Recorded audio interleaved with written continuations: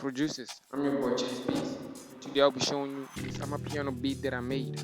As you can see, I'm using FL Studio Mobile 4.1.4G. It got some new features and there's a lot of tricks that I want to teach you guys. So stay tuned by subscribing and hit the notification button. Next Friday, I'll be posting those new tricks. So subscribe so that you won't miss.